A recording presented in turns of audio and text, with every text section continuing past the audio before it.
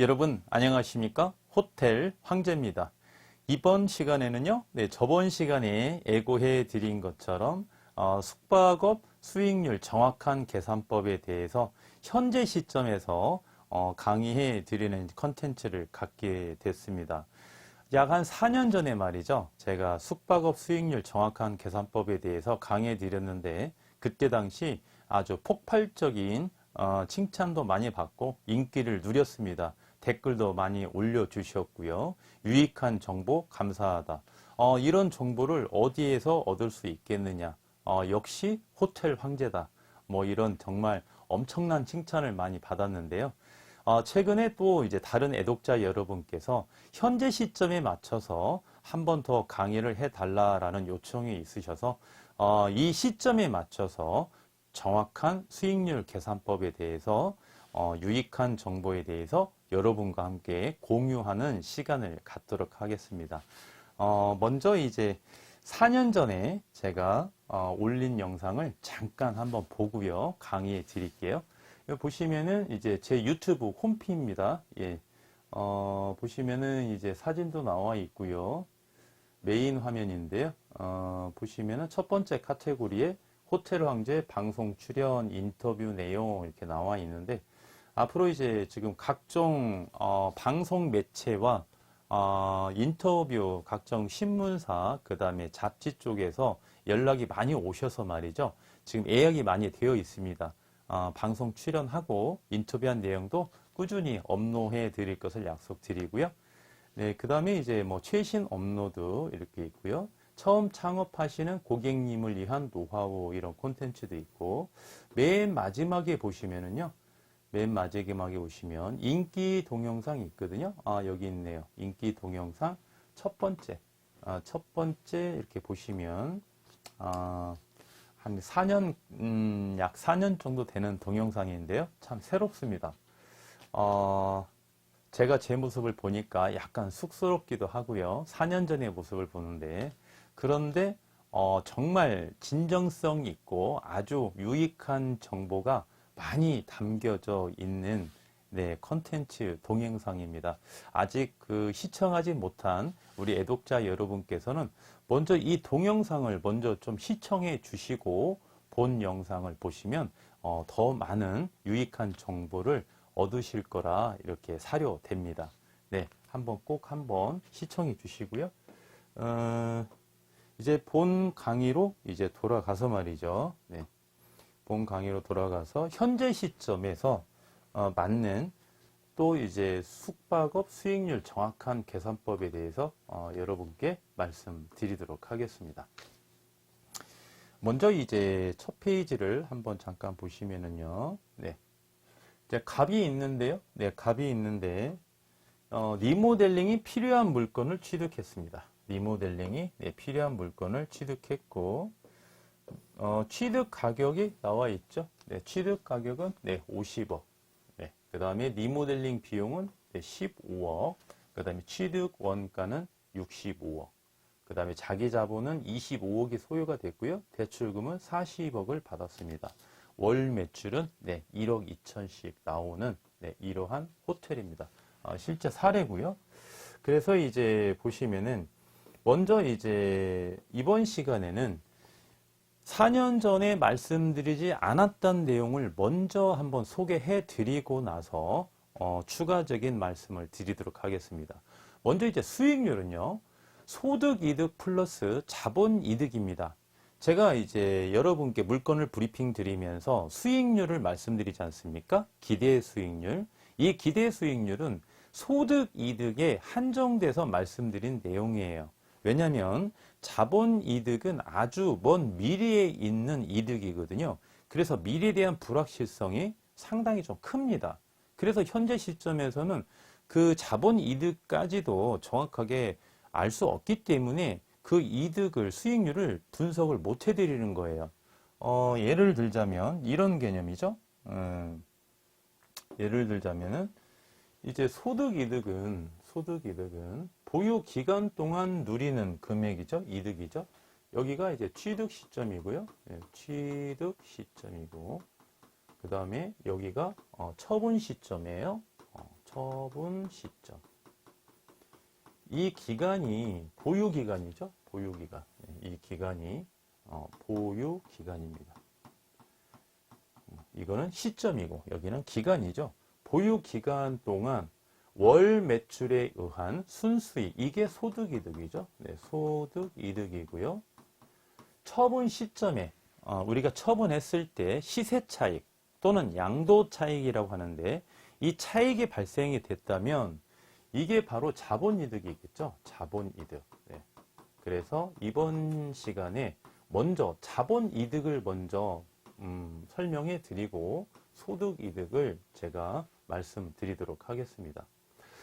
자본이득이라는 건 뭐냐? 자본이득이라는 거는 시세 차익이라고도 우리가 표현해도 무방하고요. 그 다음에 세법상 양도 차익이라고 봐도 무방합니다. 양도 차익 이렇게 보시면 되겠죠. 예. 그래서 자본이득은 매도 가격 구하는 공식을 한번 볼까요? 네, 매도 가격에서 여기에서 파는 가격이죠. 예. 그 다음에 취득 원가. 취득 원가 하면은 이게 이제 시세 차익이 나오는 거죠. 이 시세 차익이 자본이득이라는 이야기입니다. 그러면 우리가 단순하게 한번 계산을 한번 해볼까요? 사례를 통해서 본 물건을 통해서 한번 계산을 해보면 여러분께서 조금 더 이해가 쉽겠습니다. 이분이 이제 만약에 향후에 매도 가격이 80억이라고 한번 가정해 보겠습니다. 80억. 그럼 매도 가격 80억이죠? 80억. 마이너스 취득 원가 하면은 이게 시세 차익이 나오는데, 취득 원가는 어떻게 산정해야 되죠? 취득 원가. 취득 원가는 해당 물건을 기준으로 말씀드리면 취득한 가격 50억이죠. 50억. 플러스 리모델링 비용 얼마 소요됐죠? 15억 소요됐죠? 15억. 그 다음에 수리수선비는 우리가 추가가 없다고 가정하고, 취등록세 얼마입니까? 50억이면은 2억 3천만 원이네요. 취등록세가 2억 3천만 원. 이게 이제 취득 원가입니다. 그러면 여기에서 공식을 한번 다시 적어 볼게요. 취득 가격 플러스 리모델링 비용. 리모델링을 비용을 투자하시고, 보유 기간 동안 조금 대수선비 있죠. 수리수선비. 수리비가 좀 들어갔다니 여기도 원가가 포함이 되고요. 이 수리수선비는 단순히 뭐 전구를 갈았다 이런 비용이 아니고 우리가 매출을 극대화하기 위해서 투자한 비용이 있죠. 예를 들자면 도배를 한 번 더 했다든지 이런 비용, 그죠? 아니면 해당 그 객실 중에 우리가 조금 이제 가전제품이 좀 노후화가 돼가지고 한 몇 개를 교체를 했어요. 새 걸로. 그런 비용이 들어갔다고 보시면 되겠죠. 또는 이제 엘리베이터를 사용하는 데 있어서 정기적으로 우리가 교체를 해야 될 부품이 있거든요. 의무적으로. 그게 한 2천만 원이 들었어요. 그런 비용을 이야기하는 겁니다. 그 다음에 취등록세. 취등록세. 이렇게 하면 이제 취득 원가가 나오는 거죠. 그럼 해당 호텔 같은 경우는 이렇게 계산하니까 취득 원가가 얼마가 나왔냐면은 67억 5천만 원이 나왔습니다. 그럼 취득 원가 67억 5천만 원 하니까 시세 차익을 얼마를 받냐면 12억 5천만 원이죠. 12억 5천만 원. 이렇게 해서 자본이득이 계산이 되는 겁니다. 자본이득이. 그러면 한 가지 의문이 있겠죠. 취득 원가가 67억 5천인데 과연 80억에 매도할 수 있느냐? 요즘 추세가 이렇습니다. 요즘 추세가. 지금 리모델링을 이렇게 투자하시고요. 이 정도 시세 차익 보세요. 여기에서 한 10억 정도 보습니다. 10억 정도. 근데 이건 이제 세전이죠. 세전 시세 차익이죠. 시세 차익. 여기 양도 차익이라고 적어놨죠. 양도 차익. 양도 차익은 세전의 금액이죠. 세법상. 그렇게 해서 이제 이거를 우리가 수익률이죠. 비율로 계산할 줄 알아야 되겠죠. 비율로. 예. 그러면 현재 시세 차익이 12억 5천인데 그러면 자본이득의 수익률은 어떻게 계산하느냐? 자본이득의 수익률. 수익률은 어떻게 계산하느냐? 분모가 뭐로 들어가죠? 네, 분모가 취득원가. 취득원가분의 시세차익이죠. 네, 시세차익. 이렇게 하니까 취득원가가 67억 5천이죠. 네, 67억 5천만 원. 시세차익 12억 5천 보셨죠? 12억 5천만 원 곱하기 100% 하면은 자본이득의 수익률은 18.5%. 18.5%는 역시 이것도 세전 자본이득의 수익률이죠. 이게 세전. 예. 세전이 뭡니까? 양도소득세의 세전이죠. 그런데 양도소득세 세후를 왜 구하지 못하는 이유가 뭐냐면 우리가 이제 양도소득세는요. 소득세는 여러 가지 내용을 알아야 되겠지만 그 중에 하나가 이제 장특공이거든요. 장기보유, 장특공, 장기보유, 특별공제, 장특공, 장기보유, 특별공제라는 게 있습니다. 이게 3년 이상 보유하면 일정하게 공제를 해주거든요. 그런데 해당 호텔 같은 경우 지금 장특공 공제를 받을 수 있느냐 없느냐가 모르지 않습니까? 그래서 세전으로밖에 계산할 수밖에 없다는 거예요. 그래서 이 세전 이제 수익 소득과 세전 수익률을 이렇게 나왔으니까 여기에서 우리가 낸 세금 있죠? 세금이 나왔으면은 세후 순수익이 나오죠? 여기에 세후 순수익을 넣으시면 세후 수익률이 나오겠죠? 이 정도는 뭐 여러분께서 얼마든지 계산할 수 있으니까 이렇게 계산하시면 되고, 그래서 수익률은 두 마리 토끼를 잡는 거다. 보유 기간 동안 월 매출에 의한 소득 이득을 보시는 거고요. 이 소득 이득은 세후로 계산이 가능하겠죠? 우리가 취득하고 가장 가까이 있는 앞에 1년을 우리가 세금을 계산을 충분히 할 수 있거든요. 분석에 의해서. 그래서 이런 소득 이득과 또 하나는 자본 이득이다. 자본 이득. 예. 그런데 제가 물건을 브리핑 드리면서 자본 이득에 대해서 수익률을 분석해 드리지 못하는 거는 자본 이득의 값은 플러스가 될 수도 있고요. 미래에 여러분께서 잘 보유를 하시고 운영도 잘 하셨어요. 시세 차익 볼 수 있겠죠? 근데 조금 미흡했어요. 좀 열정도 많이 부족했고, 처음이다 보니까 영업 노하우도 없고, 또 이제 뭐 조력자도 없고, 그러다 보니까 매출이 급격히 하락하는 그런 구간도 있었고, 그러다 보니까 조금 후회도 하시고, 사기도 좀 떨어지시고, 그래서 취득 원가대로 팔았어요, 그대로.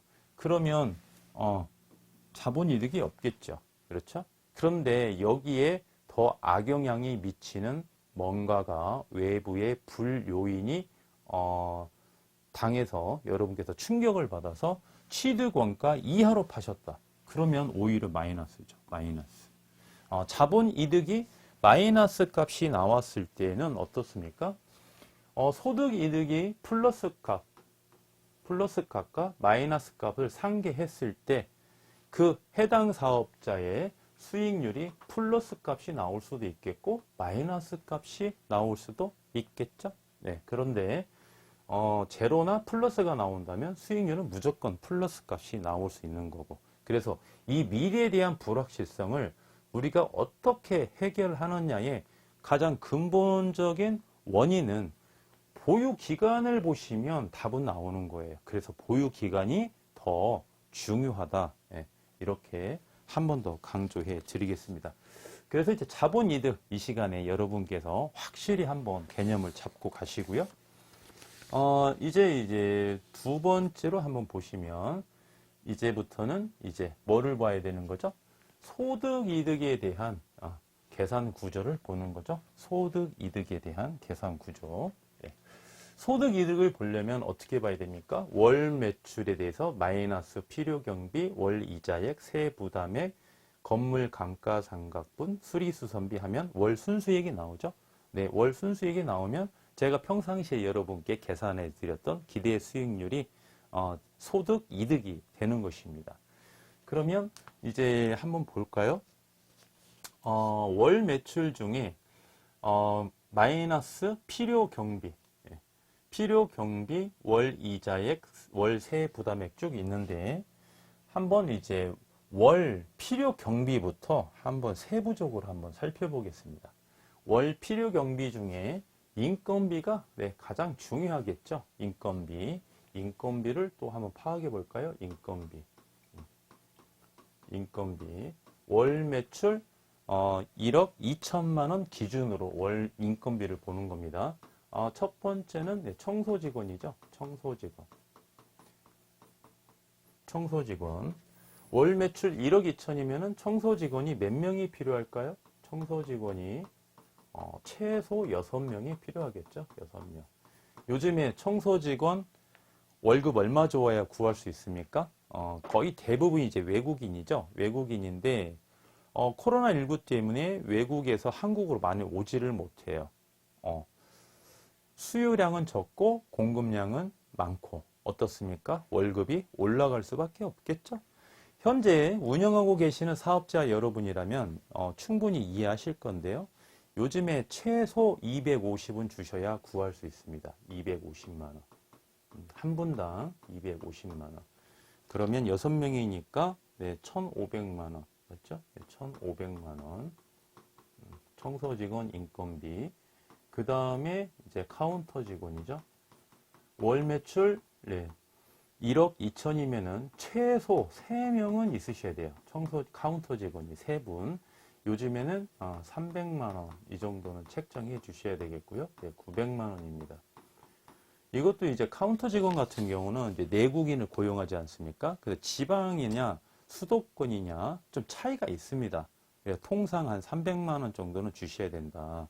좀 지방으로 내려가 좀 적게 주는 데도 있어요. 그리고 업무량에 따라서 좀 다릅니다. 지방이라고 해서 무조건 인건비가 낮은 건 아니에요. 업무량이 많으면 인건비가 더 들어가겠죠. 수도권이라고 해서 무조건 높은 건 아니겠죠. 업무량이 좀 적으면 300에서 조금 차감될 수도 있겠죠. 그러니까 통상 한 300만 원 정도는 주셔야 된다. 그럼 총 인건비가 2,400만 원이 나옵니다. 2,400만 원 이렇게 보시고요. 전기세는 한 500만 원 이 정도 보시면 되겠고요. 전기세와 가스비 합쳐서 500입니다. 만약에 가스를 사용하지 않는다. 그러면 전기세가 500 정도 나오겠고요. 가스를 같이 겸용으로 쓰고 있다. 그러면 전기세가 좀 덜 나오겠죠. 합쳐서 500. 수도세는 170만 원 이렇게 보셔야 되겠고요. 세탁비 600만 원. 세탁비도 이게 수도세도 지방에 따라서 조금 다릅니다. 세탁비도 차별이 좀 많이 나요. 편차가 심합니다. 세탁비도 편차가 심해요. 예를 들면 세탁 외주 업체가 경쟁이 심하다. 그럼 세탁비가 좀 떨어지고요. 하락하고요. 거의 독과점 상권이야. 세탁소가 맡길 데가 하나밖에 없어. 그러면 세탁 회사에 횡포가 있겠죠. 횡포. 시장을 교란하면서 횡포를 부립니다. 그런 데는 더 나갈 수도 있어요. 세탁비가. 그런데 통상 한 600만 원 부가세 별도로 보시면 되겠고요. 계속해서 광고비 말씀드려야 되는데요.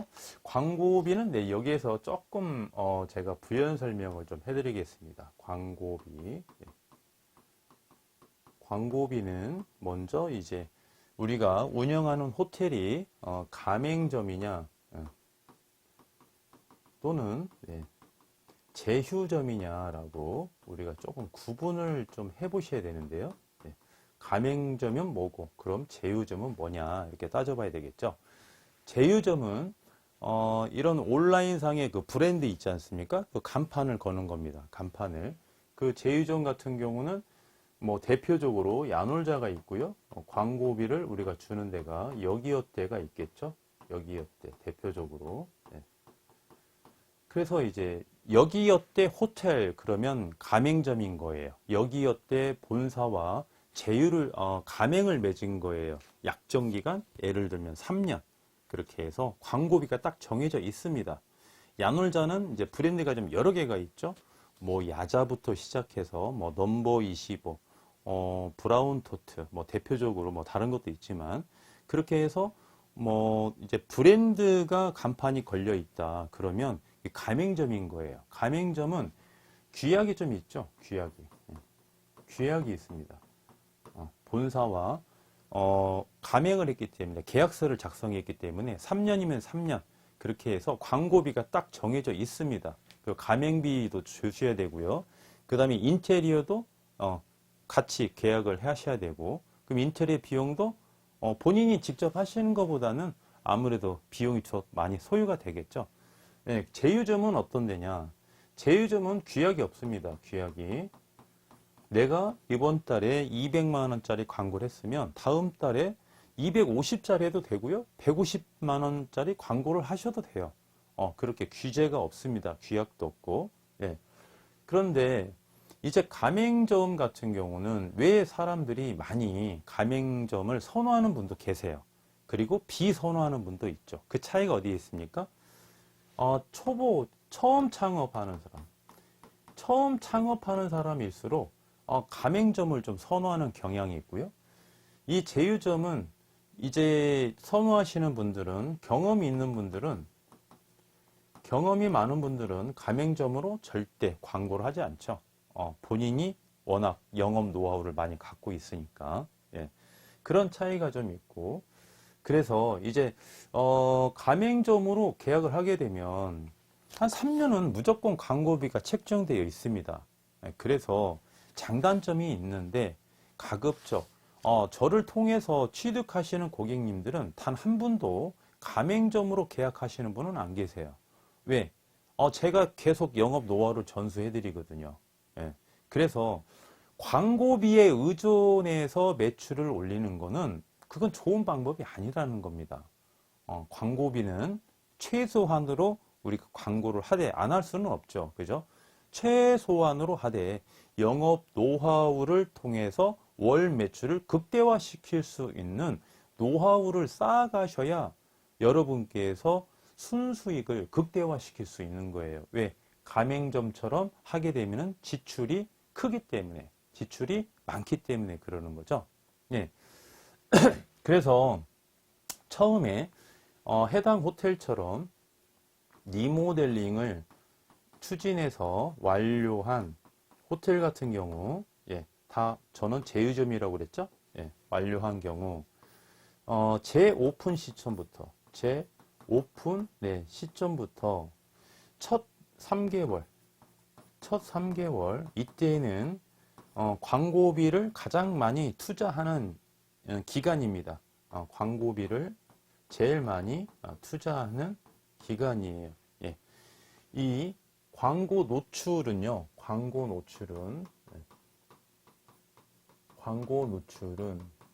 그 상권에서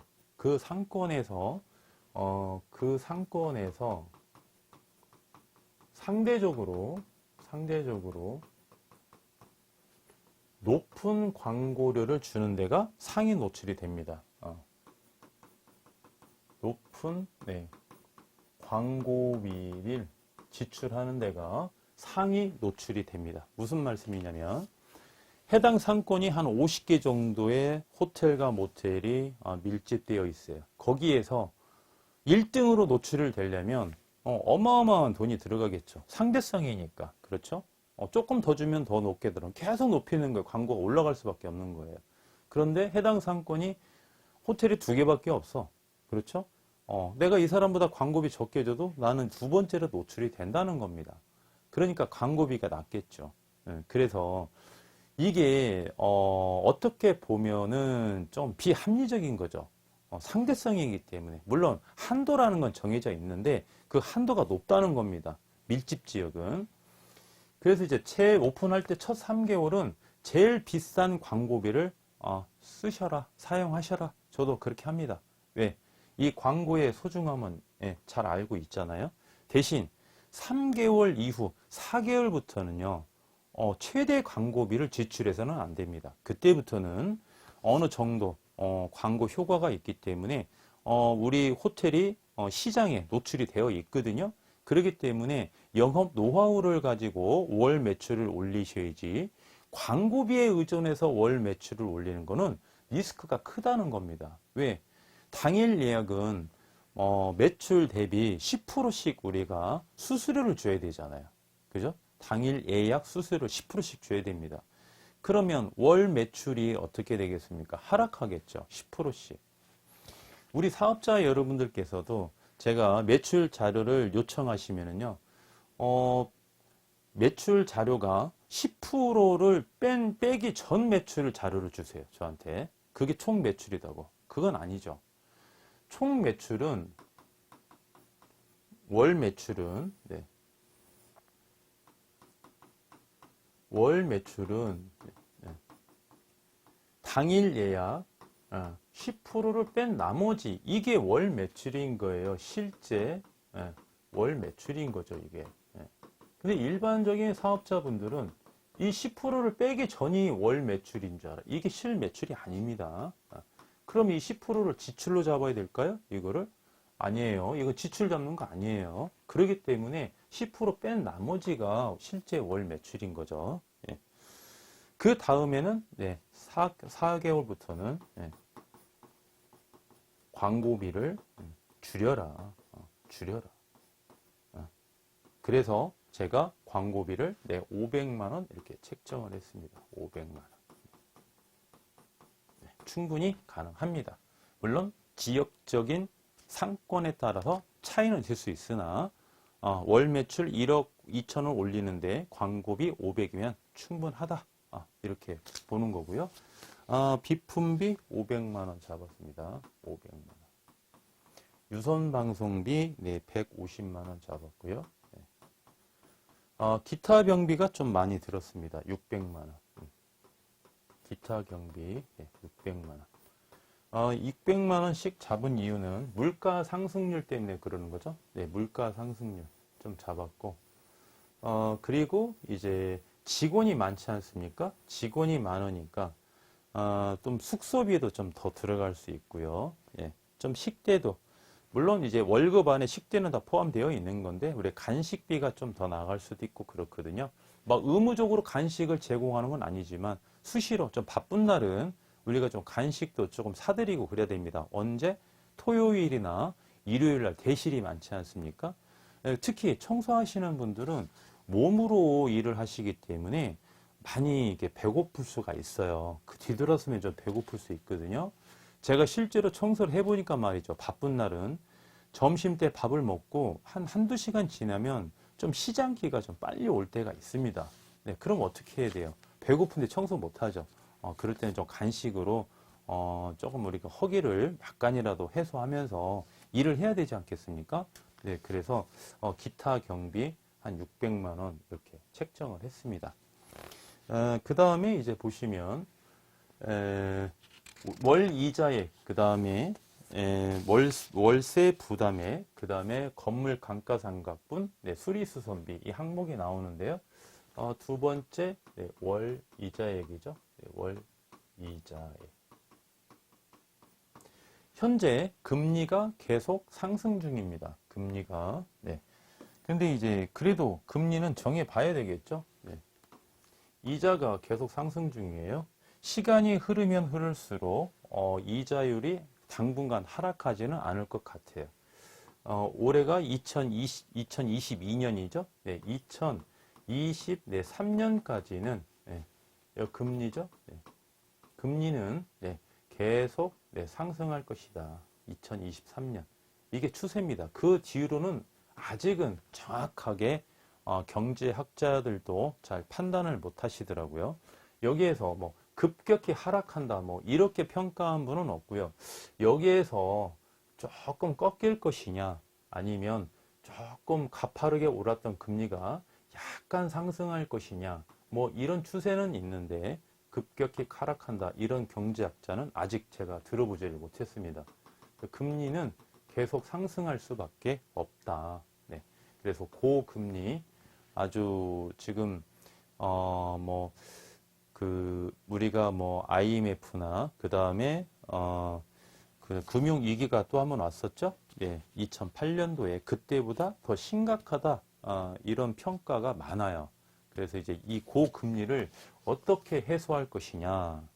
가장 큰 원인이 뭐였죠? 지금 고금리 시대를 맞이한 가장 큰 원인이 코로나19 때문에 경제가 침체돼 가지고 통화량을 팽창시키다 보니까 인플레 현상에 의해서 지금 고금리가 시대가 초래된 거죠.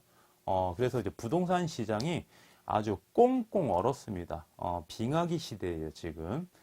그런데 그래도 우리가 부가가치를 창출하는 부동산은 회복 속도가 좀 빠릅니다. 회복 속도가 주택이나 금리가 나왔으니까 말씀드릴게요. 주택이나 아니면 뭐 토지, 뭐 임야 이런 데는 부가가치가 창출하는 그런 부동산이 아니에요. 이런 건 아닙니다. 수익형 부동산, 수익형 부동산. 대표적으로 상가죠. 상가 또는 뭐 원룸, 다가구 주택, 다가구 뭐 대표적이죠. 아니면 뭐 빌라, 뭐 반전세, 뭐 이런 거, 빌라, 다세대 주택이죠. 다세대 주택 이런 거. 그 다음에 대표적인 게 호텔이죠. 호텔. 수익형 부동산 중에서는 호텔이 수익률이 가장 높으니까. 그래서 수익형 부동산은 말이죠. 상대적으로 회복 속도가 좀 빠릅니다. 현재 침체기에서 호황기를 맞이하게 되면은 어떠한 부동산이 가장 먼저 어떤 호황을 누리느냐 그랬을 때에는 수익형 부동산이다. 그 중에서 호텔이다. 이렇게 보는 거고요. 하나 더 팁을 드리면 여기에서 우리가 고려해 볼 게 말이죠. 이런 부분이 있어요. 기회비용. 기회비용. 나는 지금 금리가 떨어질 때까지 나는 기다렸다가 호텔을 사겠다. 언제까지 기다리실 거죠? 2024년 1월 달까지 기다리실 건가요? 그러면 앞으로 1년이 더 남았는데 소득 없이 계속 지출만 나가지 않겠습니까? 그죠? 또는 지금 약간의 소득이 있어도 더 많은 소득을 누릴 수 있는데 불구하고 시간에 대한 기회비용을 놓친다는 거죠. 그래서 회복 속도가 빠른 이 호텔이란 부동산은 침체기 때에도 우리가 수익을 누릴 수 있다. 다만 그 수익이 고금리로 인해서만큼 내가 순수익을 손실을 본다면 그럴 때에는 매매 가격을 조정해서 말이죠. 그만큼 좀 싸게 사시면 되는 거예요. 그러면 이 기회비용을 우리가 충분히 회복할 수 있다는 겁니다. 그래서 이제 호텔을 취득하시는 분을 보시면 이 자산이 남아서 현금이 남아서 취득하시는 분은 거의 없어요. 한 2, 3% 정도밖에 안 됩니다. 대부분의 고객님들은 전 재산을 투자하셔서 호텔을 사십니다. 왜 사시는 거죠?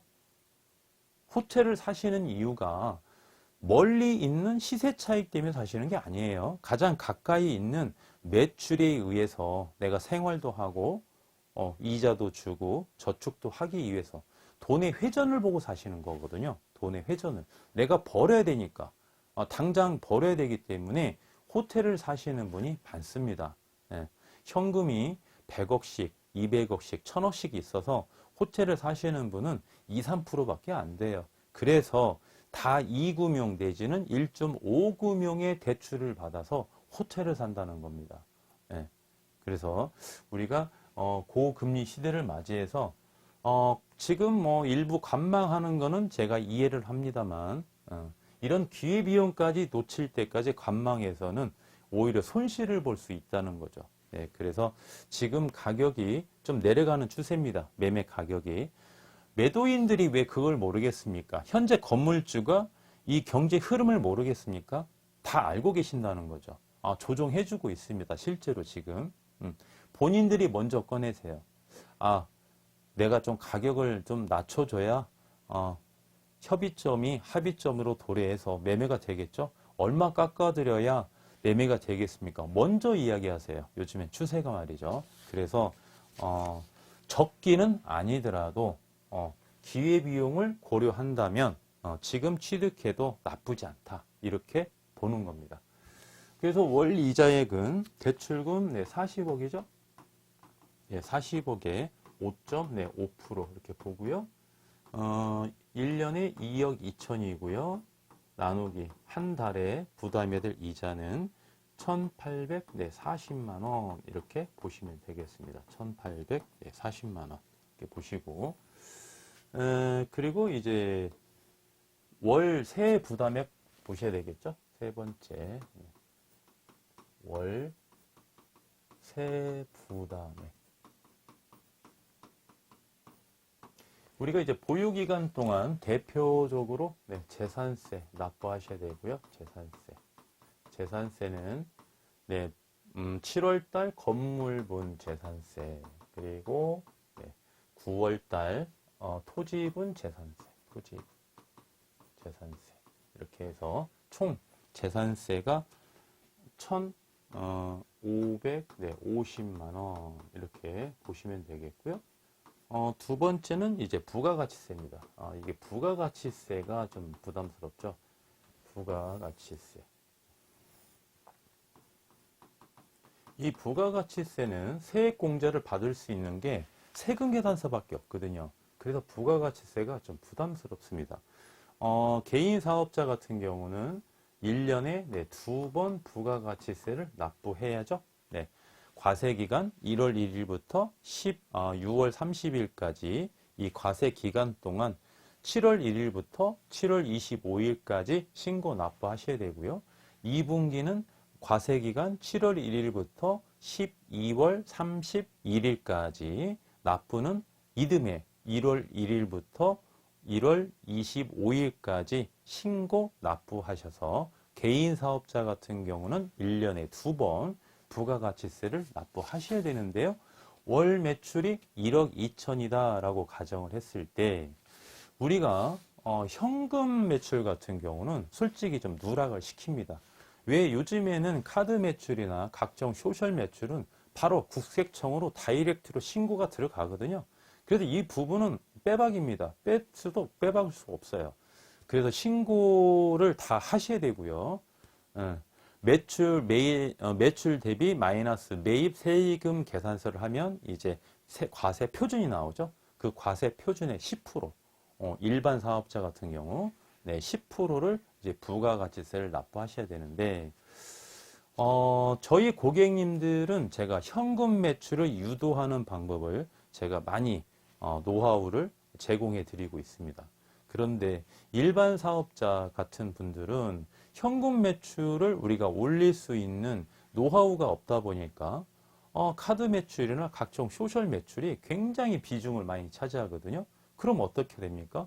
부가가치세 세액 부담은 높을 수밖에 없는 거죠. 그래서 월 매출이 1억 2천이면 통상 두 번 내는 부가가치세가 6천만 원 정도는 예상하셔야 됩니다. 한 분기당 3천만 원 정도 그렇게 해서 1년에 6천만 원 예상하셔야 되고요. 그 다음에 이제 마지막으로 이제 종합소득세죠. 종합소득세. 법인이라면 법인세, 개인이라면 종합소득세.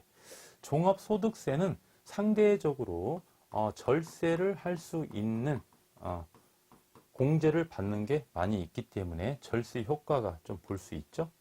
첫 번째는 공제받을 수 있는 게 뭡니까? 네, 그렇죠. 이자액이죠. 네, 이자액. 이자액은 종합소득세에서 공제받을 수 있는 항목입니다. 이자액. 그 다음에 인건비, 4대 보험을 가입해 직원이 있다면 인건비도 종합소득세를 내실 때 공제를 받을 수 있는 항목이고요. 여기 말고 기타 되게 많습니다.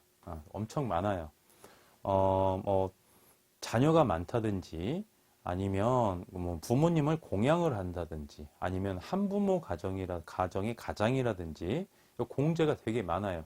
또는 뭐 이제 정치 후원금을 우리가 후원을 했다든지 뭐 이런 거. 그다음에 뭐 이제 그 기타 등등 종합소득세는 절세를 할 수 있는 항목이 많이 있습니다. 부가가치세처럼 이렇게 많이 부담되는 세금은 아니에요. 그래서 이제 종합소득세 같은 경우는 1년에 한 2,500만 원 이렇게 보시면 되겠습니다. 2,500만 원.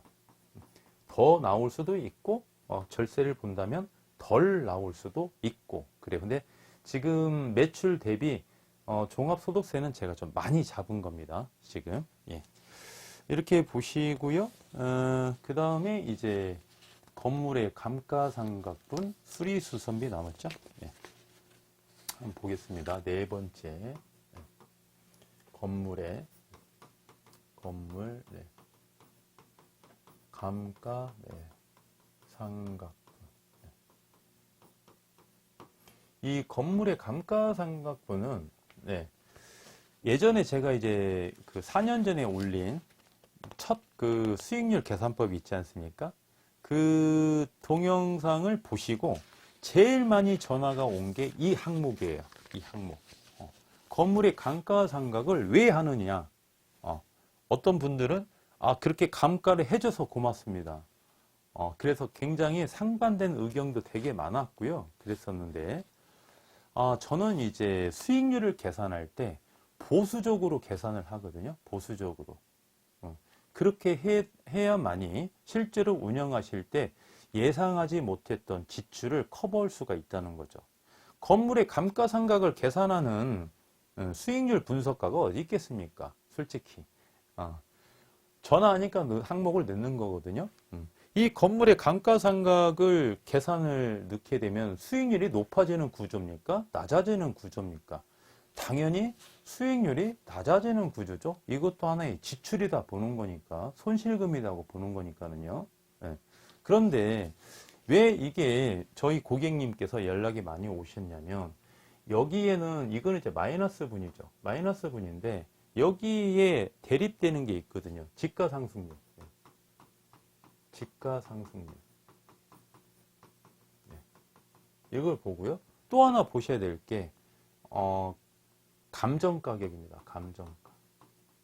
감정가. 이 세 개를 가지고 한번 비교를 같이 해보시면 여러분께서 조금 더 이해가 쉬울 거예요. 지금 지가 상승이 많이 됐죠. 한 4년 전보다 지가 상승이 많이 됐습니다. 지가 상승이. 이 지가 상승은 재산세하고도 연관이 돼 있죠. 지가 상승분. 이 재산세는 시가 표준액하고 연관되어 있기 때문에 시가 표준액. 시가 표준액을 산정할 때는 시군구에서 이 지가, 공시지가를 보고 이거를 산정하기 때문에 이렇게 연관성이 있어요. 그래서 지금 건물의 감가가 지가 상승률과 상계 처리를 했을 때 과연 플러스 값이 나오느냐, 이퀄이 되느냐, 마이너스 값이 나오느냐. 그러면 호텔 항행님 왜 마이너스 값은 대입을 하고 플러스 값, 지가 상승률분은 왜 계산을 안 해주는 거죠? 이렇게 이야기를 하거든요. 이게 지가 상승률은 자본이득을 계산할 때 이쪽으로 빠지는 거예요. 이쪽으로. 수익률은 두 가지가 있다고 그랬죠. 소득이득과 자본이득 두 가지를 합쳐서 수익률. 그러니까 어떠한 항목이 있을 때 이거를 소득이득에 집어넣어서 계산을 하느냐, 자본이득에 집어넣어서 계산을 하느냐. 한 군데는 집어넣어줘야 되거든요. 그렇죠? 네, 그런데 지금 지가상승률은 소득이득에서는 별 영향을 미치지 않으니까 자본이득에 이거를 산정을 해서 상계 처리해야 되는 거 아닙니까? 이렇게 질문을 많이 해주셨어요. 그런데 제가 지가상승률을 배제하는 이유가 있습니다. 상계 처리를 안 하는 이유가 있어요. 왜 안 합니까? 지가상승률은 자본이득에서도 제가 배제를 시켰어요. 자본이득에서도. 왜? 미래가치가 하락할 수도 있기 때문에 그러는 겁니다. 예를 들면 이분이 50억을 주고 투자를 했습니다. 호텔을 샀어요. 이거는 리모델링이 완료된 물건이에요. 리모델링이 완료된 물건. 해당 물건은 해야 될 물건인데 완료된 물건이야. 50억을 사셨는데 살 당시에 월 매출이 한 7천만 원 나왔습니다. 매출이 7천만 원 나오는 거를 취득했어요. 그런데 시간이 흘러서 한 5년 후에 건물에 대한 수리수선비도 안 하고 계속 놀러만 다니시고 직원들에게 맡겨놨더니 매출이 판토막 났어요. 한 4천만 원밖에 안 나와. 4천만 원밖에 안 나와요. 그러면 이 호텔을 우리가 얼마에 팔 수 있느냐를 보는 거죠. 얼마에. 해당 상권이 지가 상승률이 높다면 50억 플러스 알파만큼 팔 수도 있겠죠. 그렇죠? 있습니다. 그런데 50억에 팔 수도 있다는 겁니다. 50억에. 취득 원가대로 또는 마이너스 알파만큼 취득 원가도 못 미치게 팔 수 있다는 겁니다. 만약에 이런 현상이 일어난다면 지가 상승률을 누릴 수 있습니까? 누릴 수 없습니까? 5년 동안 지가가 상승한 비율만큼 내가 이득을 볼 수 있냐는 겁니다. 이득을 볼 수 없다는 거죠. 그래서 지가 상승률은 제가 소득 이득도 넣을 수가 없는 거고 자본 이득에도 거기에도 배제를 시킨 거예요. 그래서 4년 전에 영상을 봐도요, 제가 어떻게 계산을 했냐면 건물의 감가상각분 플러스 지가 상승률은 마이너스 값이다 라고 제가 그렇게 브리핑을 드린 게 기억이 납니다. 그만큼 건물의 감가상각분을 제가 높게 평가한 거예요. 그래야 보수적인 수익률이 나오기 때문에 그렇습니다. 그러면 감정가라고 무슨 연관성이 있느냐? 감정가. 감정가는요, 이 감정가라는 거는 이게 계산을 할 때 말이죠. 감정가라는 거는 이 감가상각분, 토지는 지가 상승률이 얼마가 됐느냐, 그리고 건물은 가장 쉽게 보시면 이런 그래프를 형성하고 있는 거죠. 이런 그래프 한번 그려볼게요. 여기가 이제 시간입니다. 네. 시간이 흐를수록 이게 이제 가격이고요.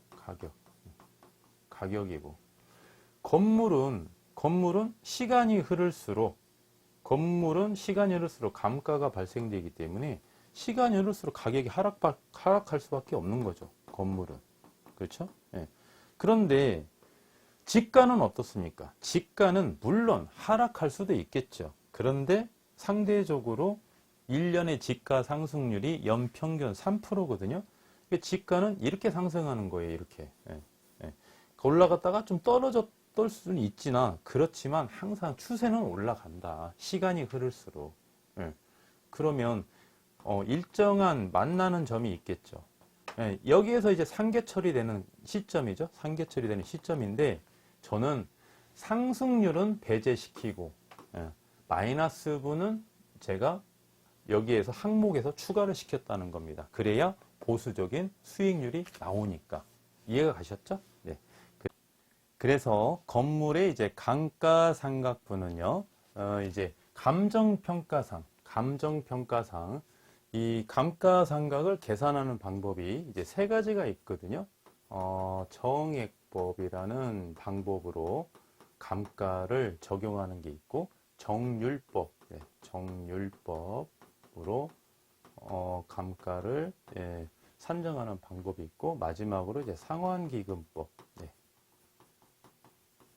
기금법 이렇게 있는데, 보통 이제 건물 같은 경우는 말이죠. 건물 같은 경우는 정액법으로 이렇게 감가상각을 산정하는 방법을 많이 씁니다. 일정한 내용 연수상의 일정한 가격이 감가가 된다 이렇게 보는 거죠. 그래서 건물의 감가상각분은 300만 원 이렇게 책정을 했습니다. 300만 원 이렇게 책정을 했고요. 그 다음에 이제 수리수선비, 그 다음에 수리수선비는 이제 제가 200만 원 이렇게 책정을 했거든요. 200만 원. 300만 원은 매월입니다. 네, 매월. 현재 지금 매월로 이야기하고 있죠.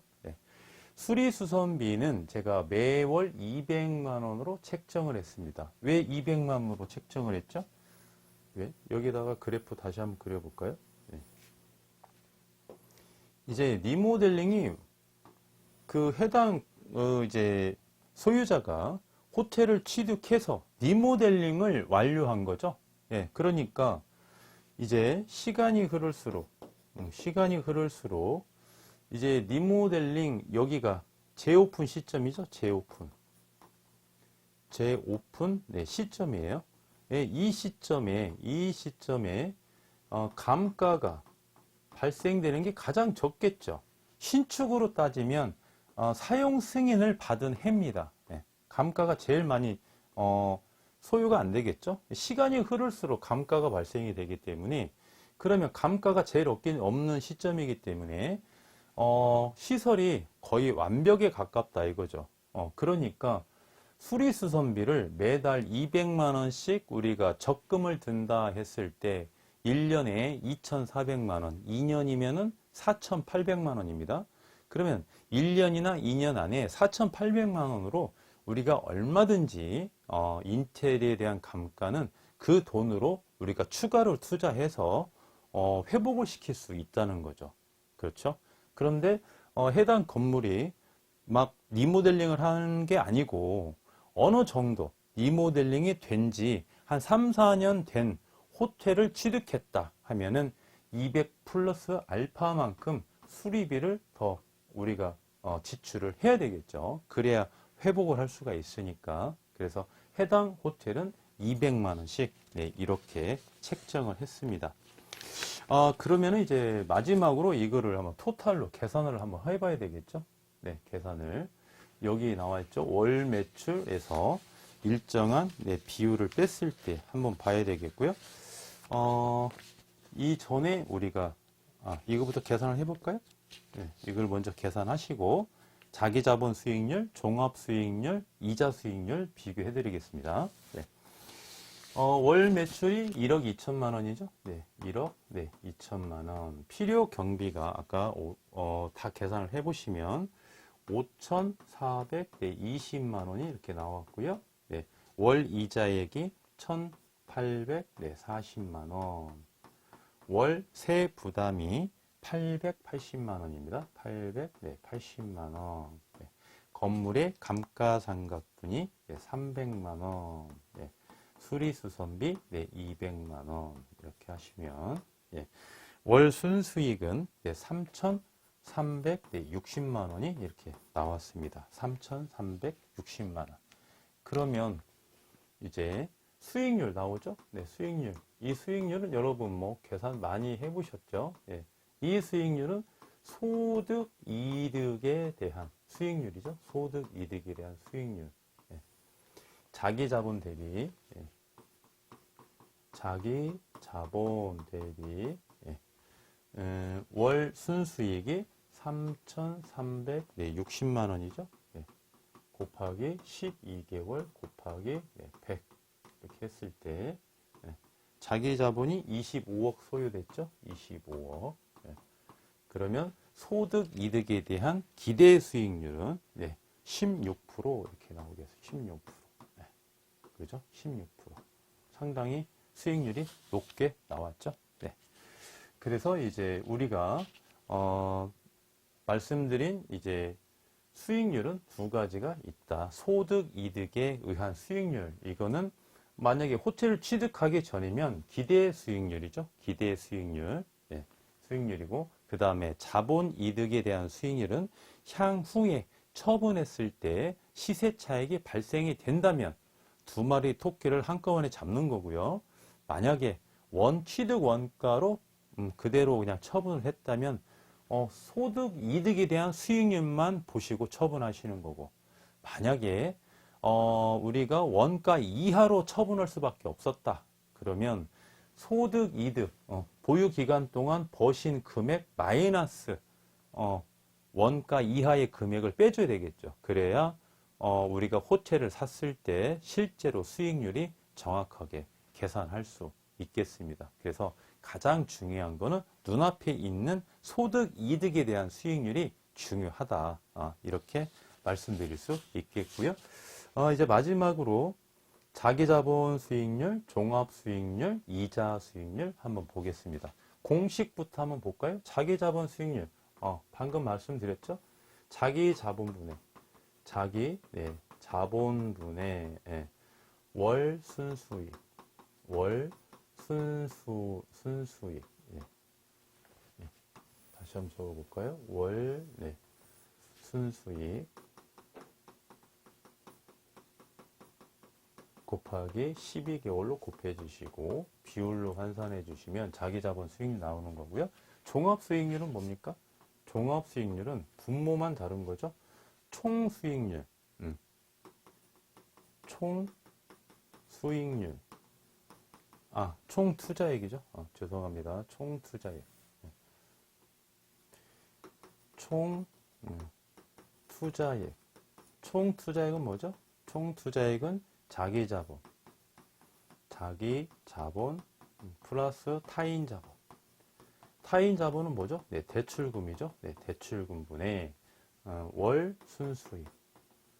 월 순수익 곱하기 12개월 곱하기 100% 이렇게 하면은 종합 수익률이 나오고요. 이자 수익률은 뭡니까? 은행에서 가져가는 거죠. 이자액. 이자 수익률은 아까 몇 프로였죠? 이자가 5.5%였나요? 한번 볼게요. 그렇게 해서 우리가 종합 수익률을 5.5% 맞네요. 이자 수익률은 이자율이죠. 5.5% 이렇게 보는 거고. 그러면 현명한 레버리지 효과. 내가 제대로 대출을 받고 자기 자본 비율대로 내가 호텔을 취득해서 운영했구나. 그래서 정의 레버리지 효과를 누렸다고 하는 거는 자기 자본 수익률이 가장 높게 나와야 되고요. 이 세 가지를 계산했을 때 자기 자본 수익률이 가장 높게 나와야 되고, 그 다음에 종합 수익률, 종합 수익률이 그 다음이어야 되고, 맨 마지막에 이제 이자 수익률이죠. 이자 수익률.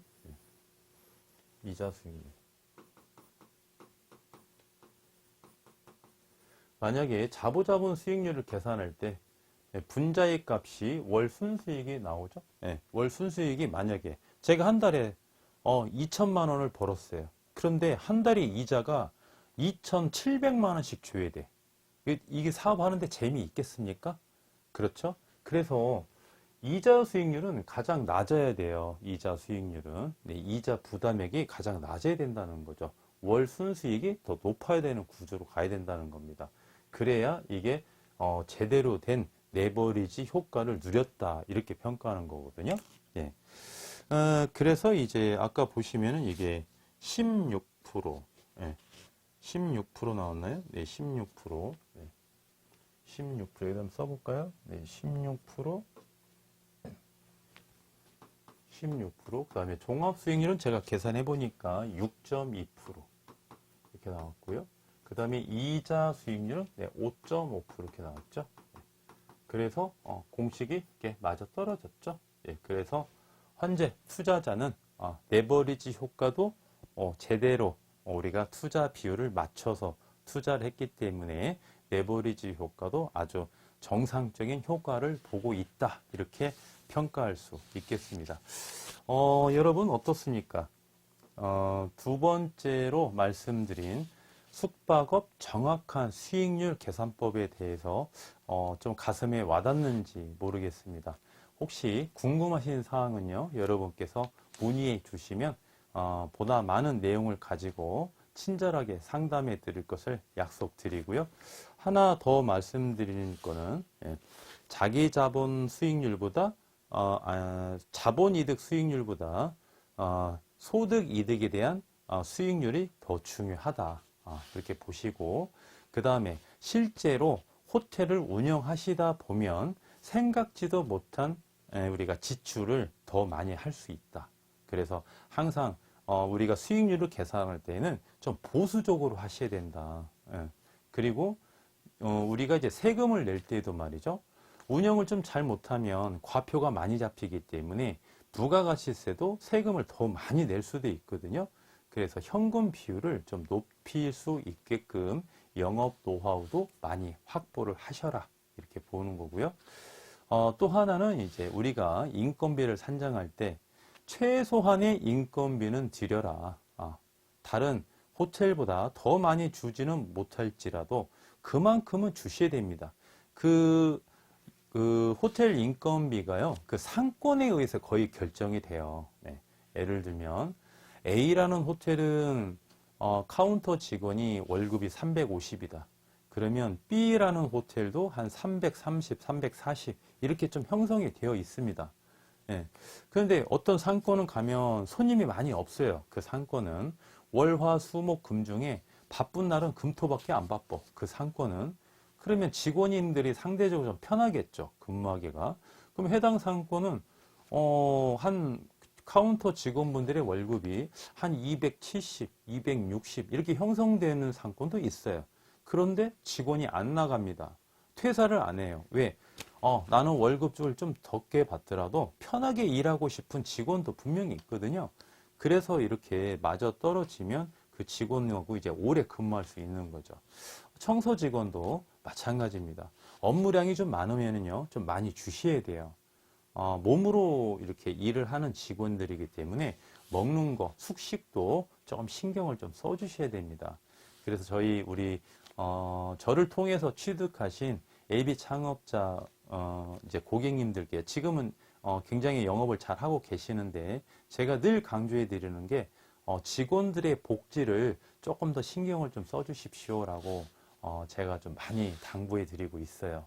여러분께서도 이러한 거 조금 더 참고하셔서 사전에 분명히 정확하게 수익률을 한번 계산해 보시고 호텔을 취득하신다면 평균 이상의 수익률을 누릴 수 있지 않느냐 이렇게 사료됩니다.